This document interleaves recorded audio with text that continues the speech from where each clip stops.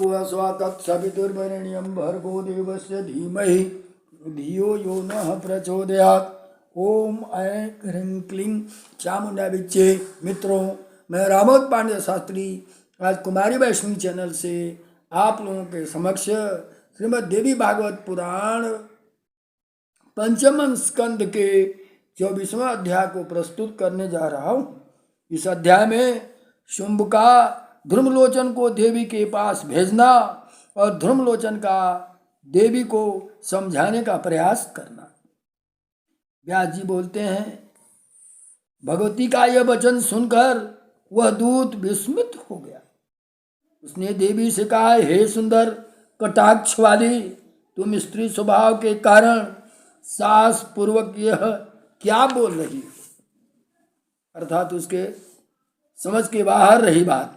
हे भामिनी, हे देवी, जिन्होंने इंद्र आदि देवताओं तथा अन्य दैत्यों को पराजित कर दिया है, उन्हें तुम संग्राम में जीतने की अभिलाषा कैसे रखती हो? त्रिलोकी में वैसा कोई नहीं है जो शुंभ को संग्राम में जीत सके। तब ये कमल सदृश नेत्रों वाली तुम कौन सी सामर्थ्यशालिनी हो जो इस समय युद्ध में उनके सामने टिक सको? ये सुंदरी, बिना सोचे समझे कोई बात नहीं बोलनी चाहिए। आप तो अपने तथा शत्रु के बल को जानकर ही समय के अनुसार बोलना चाहिए। तीनों लोगों के अधिपति महाराज शुंभ तुम्हारे रूप पर मोहित हो गए हैं और तुमने प्रार्थना कर रहे हैं, अतः हे प्रिय, उनका मनोरथ पूर्ण करो। मूर्खतापूर्ण स्वभाव त्याग कर मेरी बात को मान करके तुम शुंभ अथवा निशुंभ किसी को पति रूप में स्वीकार कर लो। मैं तुम्हारे लिए यह हितकर बात कह रहा हूँ। सभी बुद्धिमान प्राणियों को चाहिए कि वे बड़े हर्ष के साथ श्रृंगार रस का उपभोग करें, क्योंकि यह सभी 9 रसों में उत्तम माना गया है। हे बाले, ये तुम मेरे साथ नहीं चलोगी तो राजा शुंभ अत्यंत कुपित होकर अन्य बहुत से सेवकों को अभी भेजकर तुम्हें बलपूर्वक पकड़वा करके ले जाएंगे। हे बामोरु, हे बलाभिमानी दानव, तुम्हारे केस पास पकड़ करके बलपूर्वक तुम्हें निश्चय ही शुंभ के पास ले जाएंगे।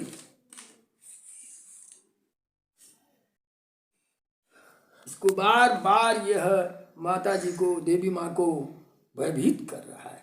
अतः हे कोमलांगी, अपनी सज्जनता की रक्षा करो और इस दुस्साहस को पूर्ण रूप से छोड़ दो।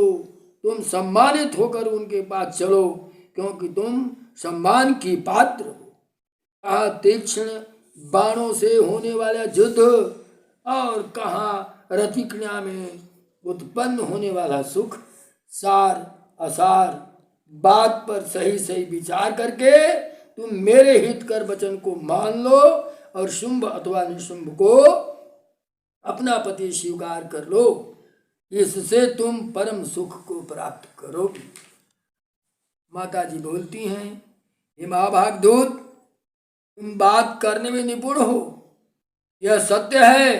शुंभ और निशुंभ निश्चय बलवान है, यह मैं जानता हूं, किंतु मैंने बाल्यकाल में ही जो प्रतिज्ञा कर रखी है उसे मिथ्या कैसे किया जाए। अतः तुम निशुंभ से अथवा उसके भी बलवान शुंभ से कह दो कि बिना युद्ध किए मात्र सौंदर्य के बल पर कोई भी मेरा पति नहीं बन सकेगा। मुझे अपने बल से जीत कर वह अभी पाणी ग्रहण कर लो। हे राजन, आप ये जान लीजिए कि मैं अबला होती हुई भी युद्ध की इच्छा से यहाँ आई हूँ। यदि तुम समर्थ हो, तुम मेरे साथ युद्ध करो और वीर धर्म का पालन करो। इसके अतिरिक्त यदि मेरे त्रिशूल से डरते हो और यदि जीने की तुम्हारी अभिलाषा है, तो स्वर्ग और मृत्यु लोक को छोड़ करके अविलंब पाताल लोक में चले जाओ।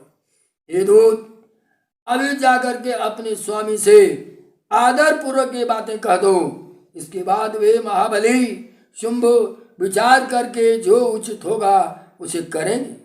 संसार में यही दूत धर्म है कि जो सच्ची बात हो उसे वैसा ही वैसा शत्रु और स्वामी दोनों के प्रति अवश्य कह दे।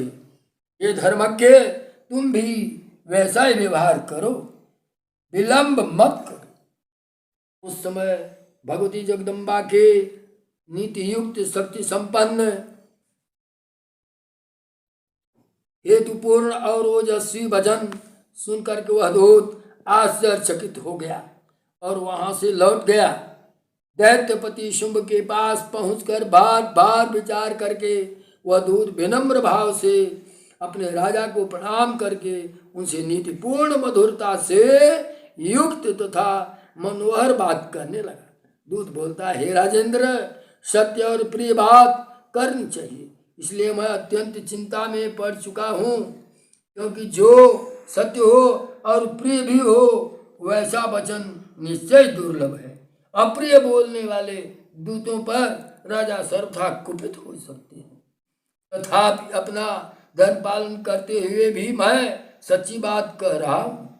यह स्त्री कहाँ से आई है, किसकी पुत्री है और कितनी सबल अथवा निर्बल है, इसमें कुछ भी मैं नहीं जान सका। अब मैं उसके मन की बात क्या बताऊं। मुझे तो वह घमंडी, कटु बोलने वाली और सदा युद्ध के लिए उत्सुक दिखाई पड़ती है। हे महामते, उस स्त्री को जो कुछ कहा है उसे आप भली भांति सुने। मैंने पहले ही बाल्यावस्था में सखियों के समक्ष विनोद बस विवाह के विषय में यह प्रतिज्ञा कर ली थी कि जो युद्ध में मुझे जीत लेगा और मेरे अभिमान को चूर्ण कर देगा, उसी समान बल वाले को मैं पति के रूप में वरण करूंगी। हे नृपश्रेष्ठ, मेरी वह प्रतिज्ञा मिथ्या नहीं की जानी चाहिए। अतः हे धर्मज्ञ, मेरे साथ युद्ध करो और मुझे जीत कर अपने अधीन कर लो। उस स्त्री के द्वारा कही गई यह बात सुन करके मैं आपके पास आया हूँ।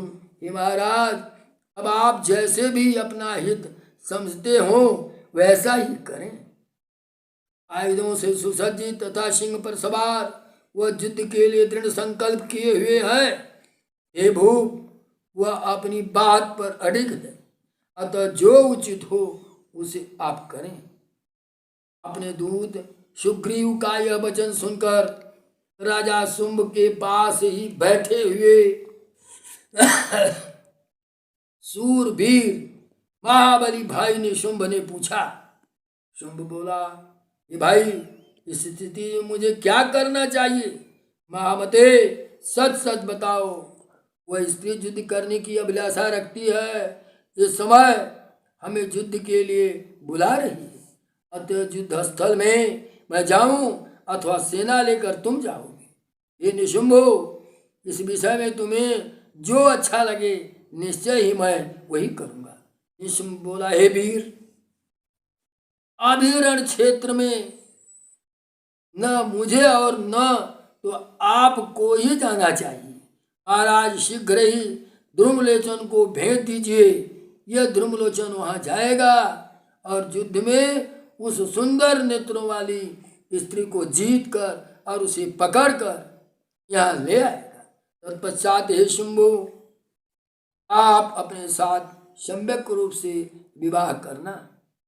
अपने छोटे भाई की यह बात सुनकर शुंभ ने पास में ही बैठे हुए ध्रुमलोचन को जाने के लिए क्रोध पूर्वक आदेश दिया। शुंभ बोला, हे ध्रुमलोचन, तुम एक विशाल सेना लेकर के अभी आओ तुरंत उस महिला के पास चले जाओ जो बल के मद में चूर रहने वाली उस दृढ़ स्त्री को पकड़ कर ले आओ। देवता, दानव या महाबली मनुष्य कोई भी जो इसकी सहायता के लिए उपस्थित हो उसे तुम तुरंत मार डालना। उसके साथ में रहने वाले काली को भी मारकर पुनः उस सुंदरी को पकड़ करके और इस प्रकार मेरा वह अति उत्तम कार्य संपन्न कर यहाँ शीघ्र आ जाओ। हे वीर, कोमल बाणों को छोड़ती हुई उस सुकोमल शरीर वाली कृशोदरी साध्वी स्त्री की तुम प्रयत्न पूर्वक रक्षा करना।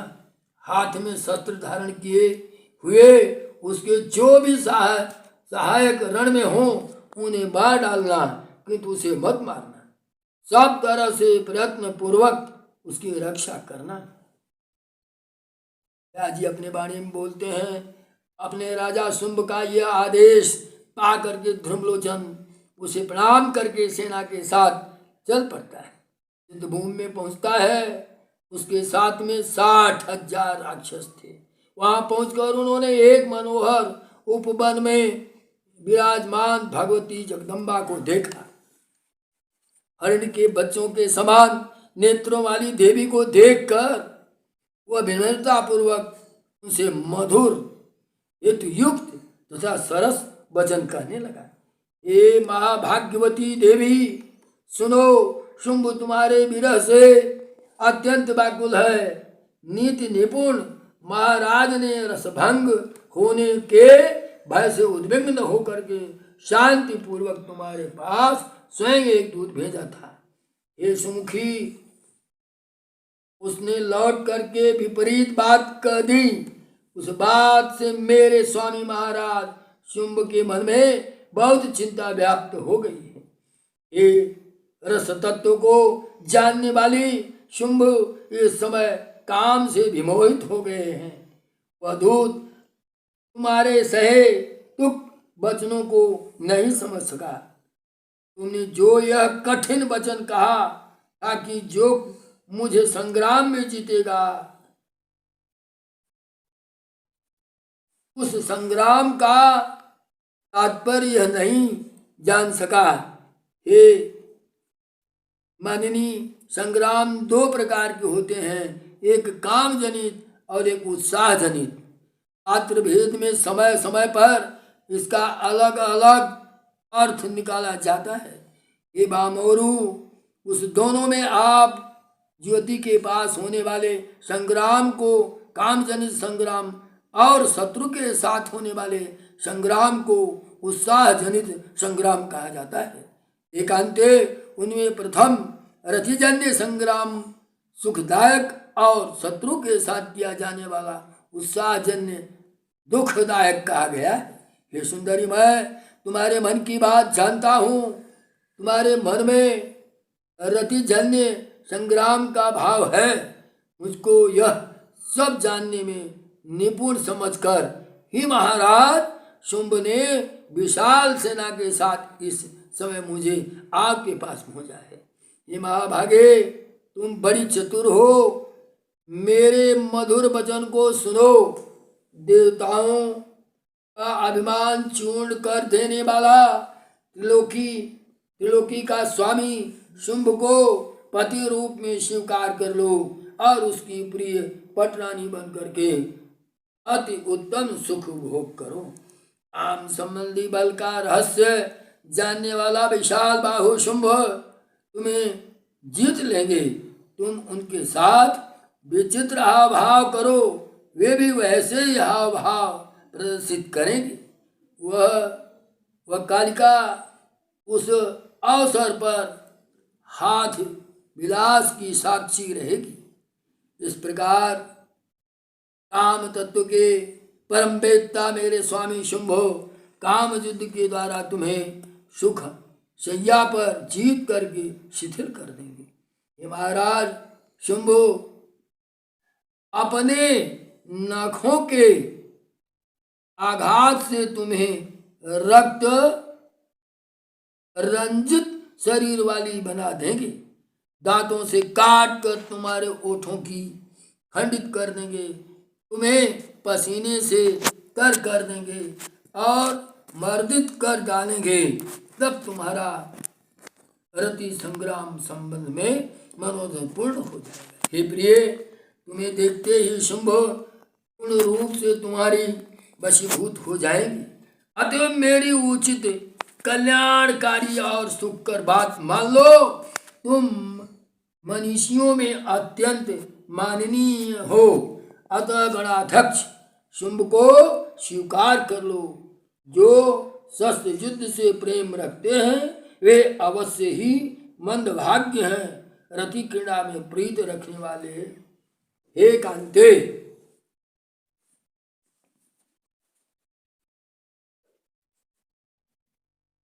शस्त्र युद्ध के योग्य नहीं हो। जैसे कामनी के पद प्रहार से अशोक मुख, मदिरा के सेवन से मौलसीरी और पूर्वक प्रफुल्लित हो उठता है, उसी प्रकार तुम भी महाराज शुंभ को शोक रहित और आह्लादित करो। न तदहर्षि कांते त्वं सदा सुरत बल्लभे, अशोकं कुरु राजनं पदाघात विकासितिम्। अकुलं बकुलं शीदुषेकेत तथा कुर्बकं कुरु। श्रीमद्देवी महाभागवते महापुराणे अष्टादशसहस्रस्यां संहितायां पंचस्कंधे देवी महात्म्ये देवी पार्श्वे द्रुमलोचन दूत